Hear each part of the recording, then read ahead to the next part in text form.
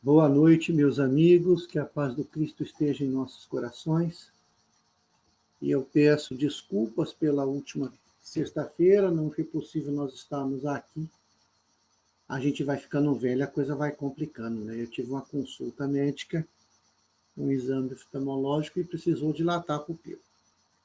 Aí eu já não enxerguei nada, fiquei até sábado de manhã sem poder enxergar. Que Jesus nos abençoe a todos, ilumine os nossos lares, as nossas famílias, tá?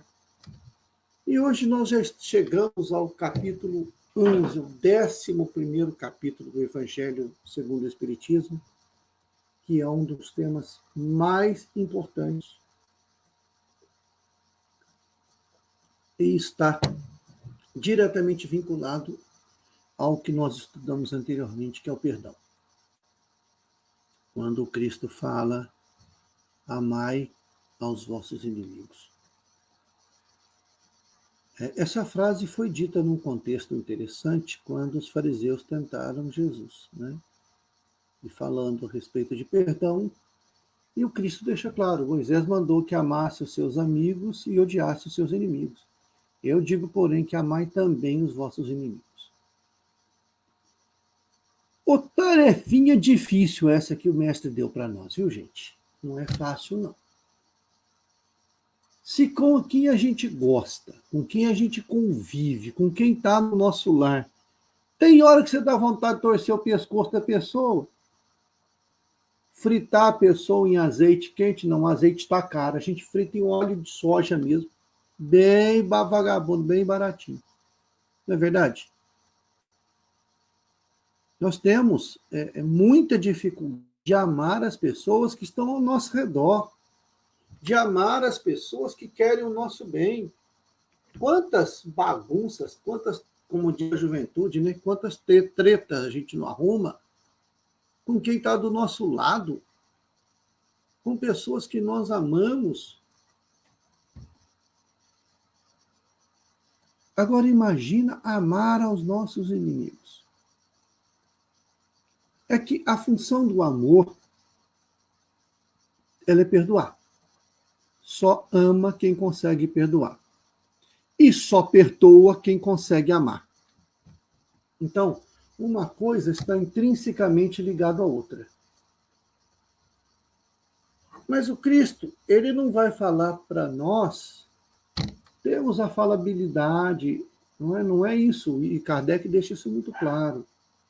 O sentimento de amor que vem para nós aqui, não é o mesmo amor que você vai ter por alguém que você colocaria dentro da sua casa. Nós vamos amar aos nossos inimigos não alimentando o ódio. Se nós conseguimos não odiar, já é de bom tom. O ideal seria que nós não tivéssemos inimigos. Mas aí nós vamos olhar as artimanhas do tempo, os entrelinhos do tempo, né? E vamos perceber que o tempo é o melhor remédio para isso. Mas nós temos inimigos que conquistamos no passado. E esses inimigos estão à nossa espreita, esperando um deslize moral para que possam agir. E nós, muitas vezes, alimentamos esses sentimentos. Nós esquecemos de exercitar o perdão. Eu não quero vingança, mas se ele quebrar a perna, bem feito. Lei do retorno. Ah lá, tanto fez. Não é verdade? Então, o que nós precisamos em amar os nossos inimigos é não alimentar rancor, não alimentar mágoa, não querer que a pessoa tenha um comportamento diferente. Eu não posso permitir que o outro dite o meu comportamento. Também não posso ditar o comportamento do outro. Enquanto eu estiver retribuindo o mal com o mal, eu vou estar mal.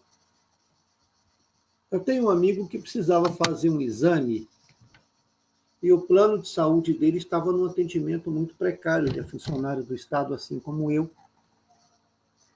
E ele ligou num hospital para marcar um exame. E a menina foi muito rude com ele. Muito rude. E ele é um cara muito da paz. Se fosse eu, já tinha xingado, esbravejado. Eu estava do lado dele, ele falou, minha filha, vamos fazer o seguinte, vamos começar de novo. Eu não sei o que está acontecendo no seu dia, você não sabe o que está acontecendo no meu, mas eu acredito que você não quis ser rude comigo. O meu nome é fulano de tal, um bom dia para você. Ô, gente, a menina mudou de figura do outro lado. Ela mudou o tratamento. O telefone estava no viva voz e eu pude ouvir o diálogo. A moça deu uma soluçada, pediu desculpas para ele, falou que retornava a ligação em minutos. Desligou o telefone, passou-se 5 minutos, acho que ela se recompôs, o celular dele toca, ele atende e bota no viva voz novamente. Era a menina do hospital. Ela pediu 1000 desculpas, diz que foi muito maltratada por um paciente, depois o médico a culpou por um erro que o médico cometeu, e ela estava estressada quando ele ligou, ela usou ele como válvula de escape. Bom, qual que é o resultado da situação? O exame que levaria meses, com um pouquinho de boa vontade, sem fazer nada de errado, a menina conseguiu marcar para 4 ou 5 dias depois. Ou seja, um gesto de gentileza no momento de inoportuno resolveu um problema. Então, esse tipo de comportamento nós podemos exercitar no dia a dia. Não devolver as agressões do outro com outra agressão. E vocês já perceberam como que esse negócio, essa pandemia, está deixando as pessoas com os nervos aflorados? E se a gente entrar na pilha, nós vamos brigar com todo mundo. Com todo mundo. Eu olho por mim, tem dia que eu estou mordendo o meu calcanhar, gente. Estou mordendo o meu cotovelo. Eu estou subindo pela parede, batendo o pé no teto.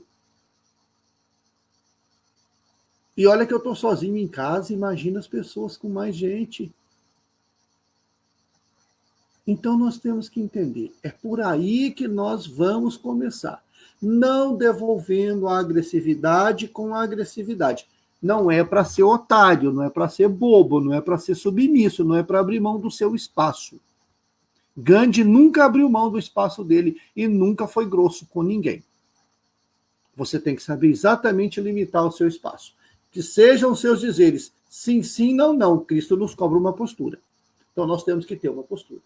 Mas firmar o seu ponto não quer dizer que você tem que ser rude com alguém. Não quer dizer que você tem que ser agressivo. Não é porque a pessoa foi agressiva que você vai devolver a agressividade. Se em coisas pequenas nós conseguimos fazer isso, nós vamos estar criando arquétipos mentais para que em coisas grandes a gente faça também.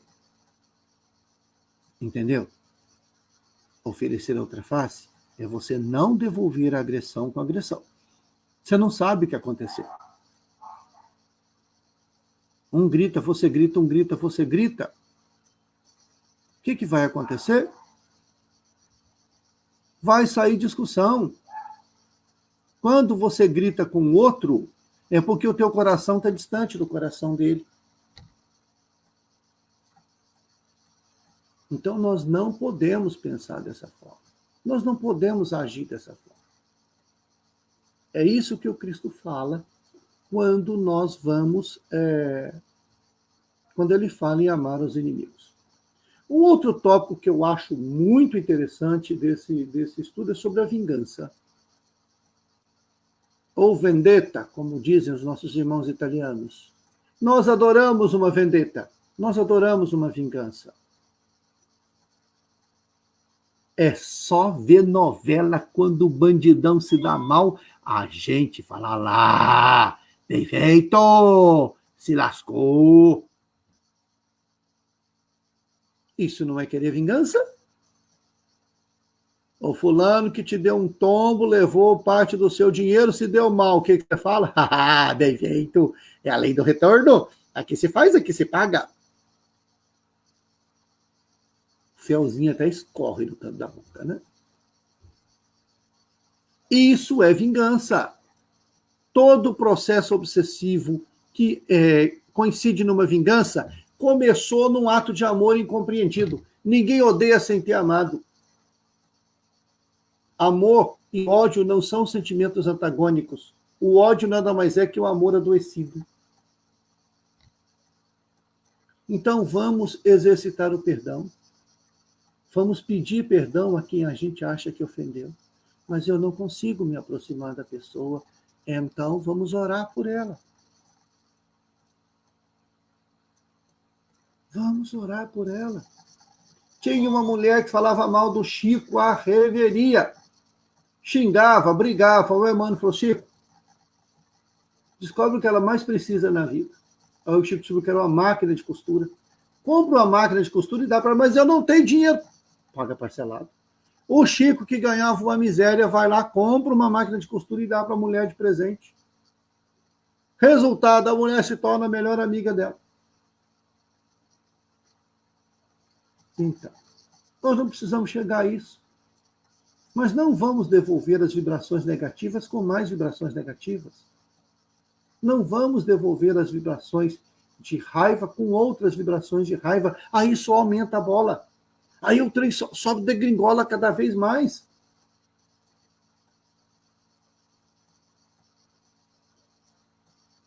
Então, o que acontece? Vamos tentar devolver o mal com o bem, a grosseria com a educação. Sejamos firmes, mas sejamos educados. Nós não precisamos alterar a voz, não precisamos alterar o semblante para afirmarmos o nosso ponto de vista. Um outro aspecto bastante interessante desse capítulo, e que alguns vão dizer assim, que já não se aplica mais ao século XXI, é sobre duelos.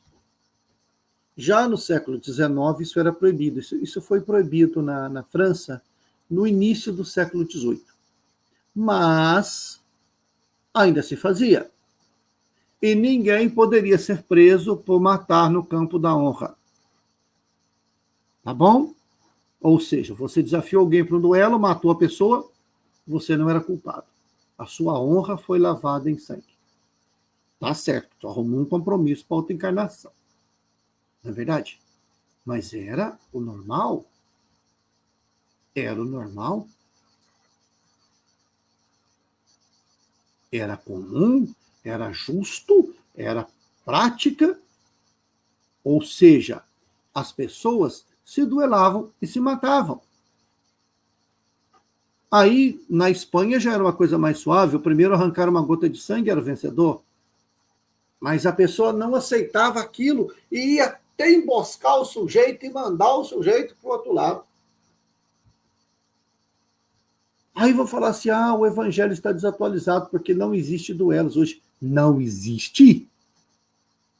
Nós estamos assistindo um duelo por questões políticas nesse país que nunca visto antes.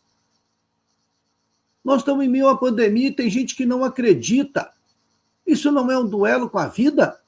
Não é um duelo de ideias, um embate de ideias desnecessários? Eu sou do A, não gosto do B. Eu sou do B, não gosto do A. Se você é do A, você é inimigo do B. Se você é da luz, você é inimigo das trevas. Se você é azul, você é inimigo do amarelo.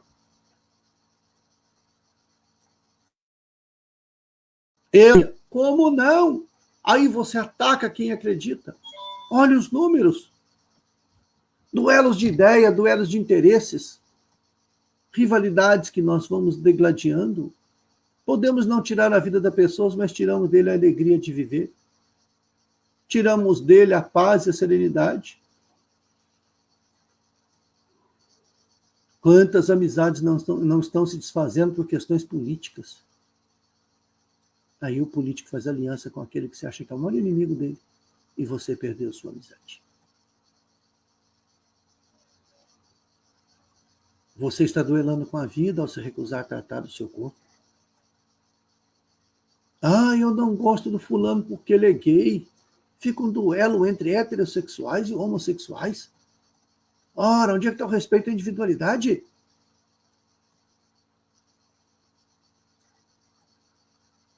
Então, nós precisamos colocar tudo isso no passado.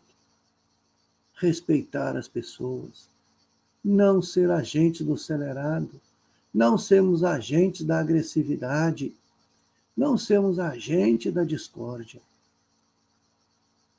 e não conquistar inimigos por qualquer que seja a situação. Voltaire já dizia, eu não concordo em nada com o senhor está dizendo, mas vou defender até a morte o direito que o senhor tem de falar o que está falando. Não é verdade? Deixa o outro falar o que ele quer, é a liberdade dele. Mas o fulano é gay. E daí? O que você tem com a vida pessoal dele? Até quando nós vamos ficar nessa agressividade, olhar as pessoas atravessadas por questões de opções sexuais?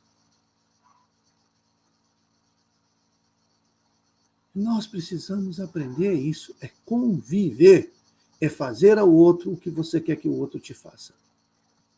O casamento gay só deve ser questionado por quem foi pedido em casamento. A única pessoa que deve aceitar ou não o casamento gay é quem foi pedido em casamento. Eu sou contra o aborto, não faz aborto. Eu sou contra o casamento gay, não casa com gay. Mas não vai tentar convencer o outro que você está certo. Não precisa. Ele está no momento dele. Vamos deixar de duelar de ideias. Não vamos criar inimizade por questão nenhuma.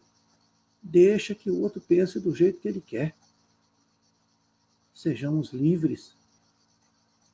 Vamos exercitar o amor aos nossos inimigos nas pequenas coisas, nas pequenas desavenças do dia a dia. E aí nós vamos construir sentimentos bem fortes dentro de nós, capazes de suportar uma pena maior, um peso mais forte. Que Jesus nos abençoe no fim de semana, tenhamos um fim de semana abençoado. Fiquemos em casa. Confia em Alá, mas amarra teu camelo. Ontem eu conversava com amigos num grupo de estudo da quinta-feira e a minha preocupação é a mesma de outro companheiro. Eu não estou preocupado em me contaminar.